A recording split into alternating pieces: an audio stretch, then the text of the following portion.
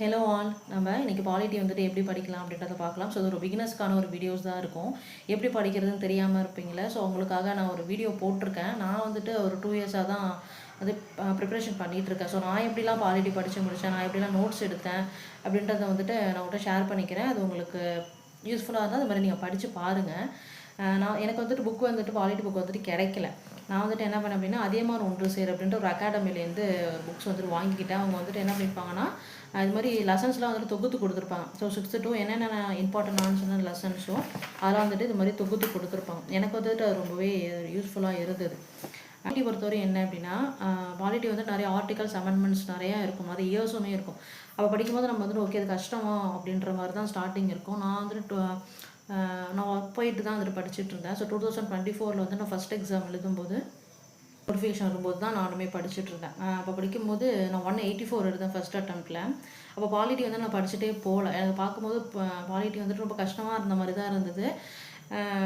நான் வந்து என்ன பண்ணிட்டேன் அப்படின்னா, ஒரு 6th 7th 8th மட்டும் ஒரு 3 ஸ்டாண்டர்ட்லேருந்து மட்டும் தான் படித்தேன். 10th கூட படிக்கல. சும்மா ஒரு மேலோட்டமாக பார்த்துட்டு போயிட்டேன். 12th கிட்டலாம் கை கூட வச்சு பார்க்கல. அப்போ போயிட்டேன். எனக்கு வந்துட்டு தமிழில் தான் அதிகமாக மார்க் வந்தது. ஸோ 184 தான் 2024 எடுத்தேன். அப்புறம் வந்து 2025 வந்துட்டு யூனிட்லாம் கொஞ்சம் சேஞ்ச் பண்ணாங்கல்ல. அப்போ தான் வந்துட்டு நான் பாலிட்டி வந்து 15 மார்க்ஸ் இருக்குது அப்படின்னு சொல்லிட்டு நான் அப்போ தான் படிக்க ஆரம்பித்தேன். அப்போ படிக்கும்போது எனக்கு ரொம்ப வந்துட்டு ரொம்ப பிடிச்ச சப்ஜெக்ட் அப்படிங்கும்போது பாலிட்டி தான். நான் ஒரு 20 நாள் 25 நாளே நான் ஃபுல் பாலிட்டியுமே முடிச்சிட்டேன். நோட்ஸ் எடுத்து அதுக்கேற்ற மாதிரி தான் படித்து முடித்தேன். ஸோ இங்கே நிறையா இது இப்படி போட்டிருக்க எல்லாமே நம்ம ரிவிஷன் தான். அடிக்கடி வந்துட்டு பாலிட்டி வந்துட்டு 15 மார்க்ஸ் வரதுனால நான் அடிக்கடி ரிவிஷன் வந்துட்டு பண்ணிக்கிட்டே இருந்தேன். ஸோ லாஸ்ட்டாக நடந்த நான் குரூப் 4 வந்துட்டு 217 எடுத்திருந்தேன் என்னோடய மார்க்ஸில். ஸோ பாலிட்டியுமே கொஞ்சம் நல்லா தான் அட்டன் பண்ண மாதிரி இருந்தது எனக்கு. ஸோ நான் எப்படிலாம் படித்து முடித்தேன், நான் எப்படிலாம் நோட்ஸ் எடுத்து படித்தேன், சில தெரியாதெல்லாம் நான் வேறு புக்ஸ்லாம் யூஸ் பண்ணிக்கிட்டேன், அதெல்லாம் வந்துட்டு உங்களுக்கு ஷேர் பண்ணுறேன். அது உங்களுக்கு யூஸ்ஃபுல்லாக இருந்தால் அது மாதிரி நீங்களுமே படித்து பாருங்கள். நம்ம ஆல்ரெடி வந்துட்டு வேர் டு ஸ்டடி வந்துட்டு நம்ம ஏற்கனவே நம்ம சேனல்லே போட்டிருக்கோம். அது பார்க்காதவங்க போய் பாருங்கள். இப்போ நான் எப்படி படித்தேன் அப்படின்னா, நான் வந்துட்டு 6th ஸ்டாண்டர்ட்லேருந்து தான் நான் வந்துட்டு 12th வரையுமே போயிட்டு இருந்தேன். எனக்கு அப்போ தான் கொஞ்சம் ஈஸியாக இருந்தது. இப்போ நான் வந்துட்டு எந்தெந்த லெசன்ஸ்லாம் வந்துட்டு ரொம்ப இம்பார்ட்டன்ட் கொடுத்து படிக்க வேண்டிய லெசன்ஸ் அப்படின்றது சொல்கிறேன். ஓரலாக வந்துட்டு என்னெல்லாம் படிக்கலாம் அதையுமே நான் வந்துட்டு சொல்கிறேன்.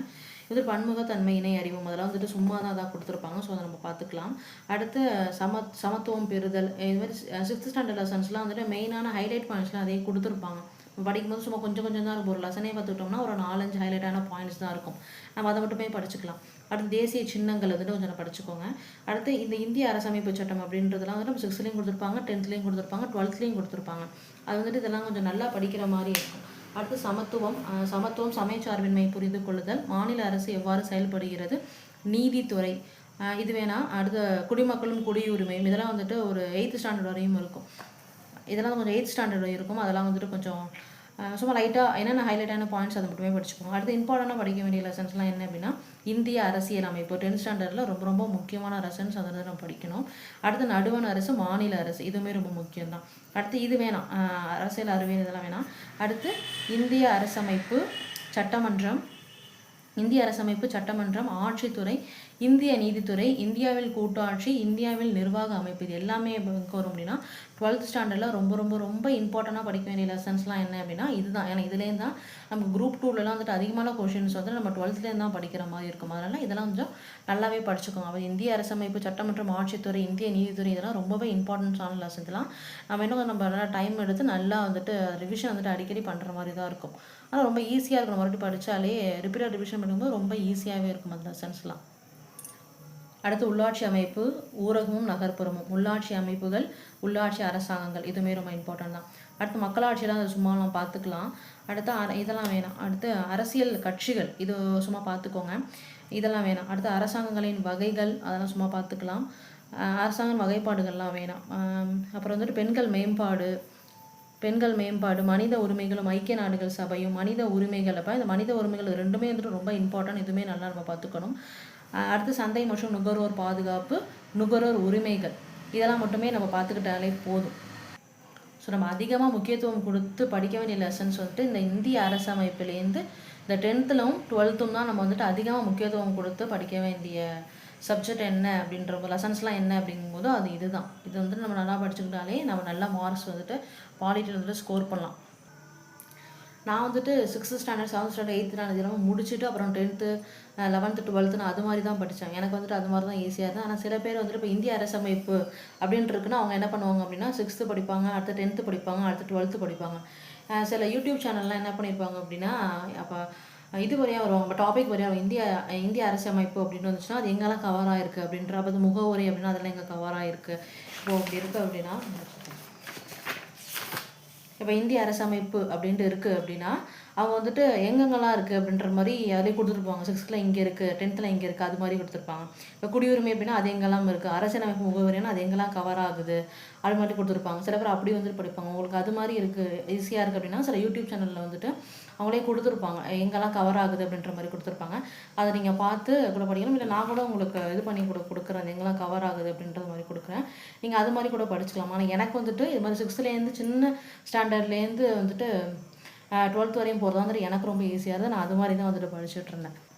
நான் வந்துட்டு இது மாதிரி நோட்ஸ் வந்துட்டு போட்டு வச்சுக்கிட்டேன். அப்போ ஒரு லெசன் நான் வந்துட்டு படித்து முடிக்கிறேன் அப்படின்னா நான் அதை படித்து முடிச்சதுக்கப்புறம் நானாகவே வந்துட்டு அது மனப்பாடம் பண்ணி வச்சுட்டு அதுக்கு மாதிரி நானாகவே எழுதி பார்ப்பேன். எழுதி பார்க்குறேன்னா நோட்ஸ் தான் எடுப்பேன். அதை வந்துட்டு நான் படித்து முடிச்சதுக்கப்புறம் நானாகவே வந்துட்டு ஒரு நோட்ஸ் மாதிரி எடுப்பேன். அப்போ தான் எனக்கு வந்துட்டு ஈஸியாக வந்துட்டு மனப்பாடம் ஆகுற மாதிரியே இருக்கும். இப்போ இதே மாதிரி தான் வந்து நோட்ஸ் எடுத்து வச்சுப்பேன். என்னெல்லாம் இம்பார்ட்டனோ அதை நோட் எடுத்து வச்சுருப்பேன். இந்திய அரசமைப்பு சட்டம் அப்படின்னா அது நோட்ஸ் எடுத்து வச்சுப்பேன்.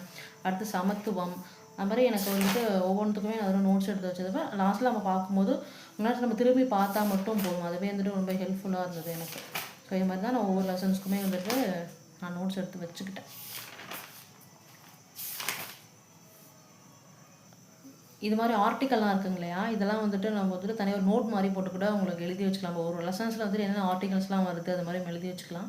இப்போ ஒரு லெசன் இருக்குது அப்படின்னா எல்லாத்துலேயுமே நம்ம வந்துட்டு நோட் பண்ணி வச்சுக்கணும் அப்படின்லாம். எதெல்லாம் இம்பார்ட்டன்ட் பாயிண்ட்டோ அதை மட்டும் நோட் பண்ணிக்கலாம். இப்போ சிம்பிளாகவே எழுதி வச்சுக்கலாம். இப்போ மக்களாட்சி தூண் அப்படின்னா அது ஒரு பேராகிராஃப் இருந்துச்சுன்னா அதுலேருந்து என்ன இம்பார்ட்டன்ட் அப்படின்றது சமத்துவம் நீதியும் தான் இம்பார்ட்டன்ட். அது மாதிரி அப்போ பிரிவு 14 என்ன சொல்லுது அப்படின்னா சட்டத்தின் அனைவரும் சமம். பிரிவு 15 என்ன சொல்லுது பாகுபாடு காட்டக்கூடாது. அது மாதிரி தான் நான் வந்து எழுதி வச்சுப்பேன். அடுத்து மாநகராட்சி வந்துட்டு எத்தனை இருக்குது அப்படின்னா 10 லட்சத்துக்கும் மேற்பட்ட மக்கள் அதில் இருப்பாங்க. நகராட்சி அப்படின்னா என்ன 1 லட்சத்துக்கும் மேற்பட்ட மக்கள் இருந்தால் அதில் நகராட்சி அப்படிங்கிறது. அடுத்து முதல் மாநகராட்சி எங்கே இருக்குது அப்படின்னா 1688 சென்னையில் வந்துட்டு இருந்தது அப்படின்னா. முதல் நகராட்சி எங்கே இருக்குது அப்படின்னா வாலஜாபேட்டை. இது மாதிரி நமக்கு புரிகிற மாதிரி அது சின்ன சின்ன நோட்ஸாக வந்துட்டு நம்ம வந்துட்டு எடுத்து வச்சுக்கலாம். ரொம்ப வந்துட்டு வளவலன்னு அப்படி எல்லாத்தையும் எடுத்து பேராகிராஃப் மாதிரி எழுதணும் அப்படின்னு வேணால் நமக்கு புரிகிற மாதிரி இது சின்ன சின்னதாக வந்துட்டு நம்ம எடுத்து எழுதி வச்சுக்குவோம். ஸோ அது மாதிரியே வந்துட்டு நான் அதை இப்போ ஒரு லெசன்ஸ் ஒரு படிக்கிறேன் அப்படிங்கும்போது அதில் உள்ளே வந்துட்டு என்னென்னலாம் நம்பர்ஸில் எதோ கொடுத்துருக்காங்க, இல்லை ஏதோ இயர் கொடுத்துருக்காங்க, ஆர்டிகல்ஸ் கொடுத்துருக்காங்க அப்படின்னா நான் வந்துட்டு அதில் இம்பார்ட்டண்டான இதெல்லாம் வந்துட்டு சைடில் வந்துட்டு நான் எழுதி வச்சுக்குவேன். அப்புறம் ஒரு வாட்டி இப்போ இயர்ஸ்லாம் இருக்குது அப்படின்னா நான் சைடில் வந்துட்டு உள்ளே இருக்கிறத வந்துட்டு நான் தனியாக வந்துட்டு அது பக்கத்துலேயே வந்துட்டு எழுதி வச்சுருவேன். படிக்கும்போது எனக்கு அது ஒரு வாட்டி பார்க்கும்போது அது ரொம்ப இதாக இருக்கும். இப்போ ஆர்டிகல்ஸ் இருக்குது அப்படின்னா அதை அந்த இடத்துல எழுதி வச்சுக்குவேன். இப்போ இங்கே இருக்கு பாருங்கள். இப்போ 53 அப்படின்னா என்ன, குடியரசுத் தலைவரோட நிர்வாகத்தை பற்றி. அடுத்து 77 என்ன, அவரோட நிர்வாக நடவடிக்கை பற்றி இது பண்ணுறது. அதுக்கப்புறம் 72 என்ன அப்படின்னா நீதி அதிகாரங்கள். அப்புறம் 53(2) அப்படிங்கும்போது என்ன இராணுவ அதிகாரங்கள். அது மாதிரி அவர் துணை குடியரசுத் தலைவருக்கு என்ன அப்படின்னா 63. இது மாதிரி இப்போ 66 அப்படிங்கிறது அவர் தேர்ந்தெடுக்கப்படுறது எப்படியோ அது மாதிரி. இப்போ குடியரசுத் தலைவருக்கு 61னா அவரை நீக்கிறத பற்றி படிக்கிறது. அது மாதிரி நம்ம வந்துட்டு சைடில் வந்துட்டு அது மாதிரி ஒவ்வொன்றுக்குமே எழுதி வச்சுக்குவேன். அதாவது அப்படி நான் படிக்கும்போது அது எனக்கு வந்துட்டு ரொம்ப அது ஈஸியாக இருக்கும். பாருங்க எல்லாத்துலேயுமே நான் எழுதி வச்சுருப்பேன். 163 அப்படின்னா அது முதலமைச்சரோட அதை பற்றி சொல்கிற மாதிரி எல்லாத்துக்குமே அது மாதிரி சைட்டில் நம்ம எழுதி வைக்கும்போது அது நமக்கு ரொம்பவே ஈஸியாக இருக்கும். அது மாதிரி வச்சுக்க முடியும். அது பர்சன்டேஜாக இருக்கட்டும், இது மாதிரி எல்லாமே இருக்கும் பாருங்கள். ஸோ ஹைலைட்டான பாயிண்ட்ஸ்லாம் என்னென்னவோ அது மாதிரி நீங்களும் வச்சு படித்தா அது எனக்கு ஈஸியாக இருந்தது. அது நீங்கள் படிக்கும்போது உங்களுக்குமே வந்துட்டு ஈஸியாக இருக்கலாம். அப்புறம் வந்துட்டு நான் வந்துட்டு விவிடிஎன்பிஎஸ்சி அகாடமிலேருந்து வந்துட்டு நான் வந்து எக்கனாமிக் வந்துட்டு ஒரு புக் வாங்கியிருந்தேன். எனக்கு வந்து படிக்கிறது கொஞ்சம் கஷ்டமாக இருந்தது. சில லெசன்ஸ்லாம் வந்து படிக்க முடியல அப்படின்றதுனால நான் வந்துட்டு அதில் வாங்கியிருந்தேன். அப்போ அதில் வந்துட்டு அவங்க என்ன பண்ணியிருப்பாங்க அப்படின்னா பாலிட்டியுமே அதில் வந்துட்டு அவங்க கொடுத்துருப்பாங்க ஒவ்வொன்றுத்துக்குமே. ஸோ 12th பாலிட்டி வந்துட்டு சில பேருக்கு படிக்கிறது வந்து கஷ்டமாக இருக்கும் இல்லையா, அவங்க வந்து இது மாதிரி புக்ஸ் கூட வாங்கி வச்சுக்கலாம். ஸோ 12th பாலிட்டி என்னென்னலாம் முக்கியமான லெசன்ஸோ அதில் வந்துட்டு அவங்க கொடுத்துருப்பாங்க. அவங்க எப்படி கொடுத்துருப்பாங்கன்னா கொஷின் ஆன்சர் மாதிரி தான் கொடுத்துருப்பாங்க. நமக்கு வந்துட்டு என்னென்ன பாயிண்ட்ஸ்லாம் வந்து ரொம்ப முக்கியமான பாயிண்ட்ஸ் வந்து ஹைலைட் பண்ணி அவங்க கொடுத்துருப்பாங்க. இவங்க வந்து பின்னாடி வந்துட்டு ஒரு ஆப்ஷன்ஸ் மாதிரியே கொடுத்துருப்பாங்க பின்னாடி லாஸ்ட்டாக. அப்போ வந்துட்டு அதிலே வந்துட்டு கொடுத்துருக்க மாட்டாங்க. அப்போ லாஸ்ட்டாக நம்ம படித்து ஒவ்வொருத்துக்குமே வந்துட்டு பின்னாடி போய் ஆன்சர் செக் பண்ணி பார்க்குற மாதிரி தான் இருக்கும். அப்போ நம்ம ஒரு வாட்டி படிச்சுட்டு கூட நம்ம இதில் ஒரு வாட்டி நம்ம பார்த்துக்கலாம், பார்த்து சொல்லிக்கலாம். இந்த மாதிரி என்ன அதுக்கு என்ன ஆன்சர் வரும் அப்படின்ட்டு ஒரு கொஷின் ஆன்சர் மாதிரியே நம்ம சொல்லிக்கலாம். சொல்லிவிட்டு இம்பார்ட்டன்ஸ்லாம் வந்துட்டு நம்ம இதிலே பார்த்துக்கலாம். அவங்க ஆல்ரெடி முன்னாடி வந்திருந்த டிஎன்பிஎஸ்சிலேருந்து அந்தந்த கொஷின்ஸ் கூட இது மாதிரி ப்ராக்கெட் பண்ணி அவங்க சொல்லியிருப்பாங்க. பார்த்தீங்களா, விவிடிஎன்பிஎஸ்சி அகாடமி இது முன்னாடி ப்ரீவியஸ் இயர் கொஷின்ஸ் கூட அவங்க அது மாதிரி கொடுத்துருப்பாங்க. எனக்கு வந்துட்டு இது ரொம்ப இதுவுமே வந்து ஹெல்ப்ஃபுல்லாக இருந்தது. நான் எக்கனாமிக் தான் வாங்கினேன், ஆனால் அதில் பாலிட்டியுமே அவங்க வந்துட்டு ரெண்டுமே சேர்த்து தொகுத்து கொடுத்துருக்காங்க. எனக்கு நான் ஒரு வாட்டி படிச்சுட்டேன் அப்படின்னா, 12th படிச்சுட்டேன் அப்படின்னா நான் அதில் வந்துட்டு ஒரு வாட்டி நான் சொல்லி வந்து பார்த்துப்பேன், கரெக்டாக சொல்கிறேன் நான் அப்படின்ற மாதிரி பார்த்துப்பேன். நம்ம கொஞ்சம் பாலிட்டிலேருந்து வந்துட்டு நம்ம இந்த லெசன்ஸும் வந்துட்டு படிக்கிற மாதிரி நான் சொல்லாமல் விட்டுட்டேன். ஸோ சமூக நீதி, தமிழகத்தில் அரசியல் வளர்ச்சி, தமிழகத்தின் அரசியல் சிந்தனை, இது 3 லெசன்ஸும் ரொம்ப இம்பார்ட்டன்ட். இதுலேருந்துமே கொஷின்ஸில் வந்து திருமின்கீரைன்னு இப்போ கூட வந்திருந்தது இல்லையா லாஸ்ட்டில், நான் கூட ஒரு புக் ப்ரூஃப் வந்துட்டு போட்டிருப்பேன். ஸோ அது வந்துட்டு இதுலேருந்து தான் வந்திருக்கும். ஸோ இந்த 3 லெசன்ஸுமே வந்துட்டு நம்ம படிக்கிற மாதிரி இருக்கும். பாலிட்டி மட்டும் படிக்கிறதுக்கு இல்லாமல் அது யூனிட் 6க்குமே வந்துட்டு படிக்கிற மாதிரி தான் இருக்கும் இந்த 3 லெசன்ஸுமே. ஸோ இதுவுமே நான் வந்து படிச்சுக்கோங்க. எல்லாமே ஈஸியாக தான் இருக்கும். பாலிட்டி பொறுத்த வரையும் நம்ம ஒரு வாட்டி படிச்சுட்டா அப்படிங்கும்போது ரிப்பீட்டட் ரிவிஷன் நம்ம பண்ணிக்கிட்டே இருக்கும்போது அது ரொம்பவே வந்துட்டு மனப்பாடம் ஆகிடும். ஒரு 20-25 நாள்லேயே ஒரு கான்சன்ட்ரேஷன் பண்ணி படித்தோம் அப்படின்னா பாலிட்டி ரொம்பவே ஈஸியாக இருக்கும். இப்போ பாலிட்டி வந்துட்டு நீங்கள் படிக்கிறீங்க, குரூப் 4 வந்துட்டு நம்ம புக்கில் இப்போ வந்துட்டு வெளியிலேருந்து கேட்க ஆரம்பிச்சிட்டாங்க. நம்ம அவுட் சோர்ஸும் படிக்கிற மாதிரி இருக்குது. ஆனால் குரூப் 4 பொறுத்தவரையும் நம்ம புக் வந்துட்டு நல்லா படிச்சுக்கிட்டாலே இப்படி போகும். இதே நீங்கள் குரூப் 2 படிக்கிறீங்க, ப்ரிலிம்ஸ்க்கு படிக்கிறீங்க, மெயின்ஸ்க்கு படிக்கிறீங்க அப்படிங்கும்போது மெயின்ஸ் படிக்கும்போது நான் ரெஃபர் பண்ண வரைக்கும் இங்கிலீஷ் மீடியம் அப்படின்னா லக்ஷ்மிகாந்த் புக் வந்துட்டு ரொம்ப அது படிச்சுக்கணும். தமிழ் மீடியமாக இருக்கும்போது பிரகதீஷ் பப்ளிகேஷன்லேருந்து 3rd எடிஷன் வந்துட்டு இப்போ விட்டுருக்காங்க, முன்னாடி விட்டாங்க. ஸோ அது வந்துட்டு படிச்சுக்கிறது. அவுட் சோர்ஸ் நம்ம போகணும் அப்படின்னா நம்ம வந்துட்டு அதுக்குமே படிச்சுக்கலாம். மற்றபடி இதுதான் பாலிட்டி. நான் வந்துட்டு இப்படி படித்து தான் வந்துட்டு ஒரு 20-25 நாள் வந்து நான் இப்படி தான் முடித்தேன் பாலிட்டி. எனக்கு ரொம்ப அது ஈஸியாக அந்த நோட்ஸ் வந்து நான் எல்லாத்துக்குமே எடுத்து வைக்கல. எனக்கு சில லெசன்ஸ் வந்து தேவையான லெசன்ஸ் மட்டும் நான் எடுத்து வச்சுட்டு படிச்சுக்கிட்டேன். எனக்கு ரொம்ப ஈஸியாக இருந்தது. ஸோ உங்களுக்குமே இது ஈஸியாக இருந்தது அப்படின்னா நீங்களும் போய் படித்து பாருங்கள். So thank you friends.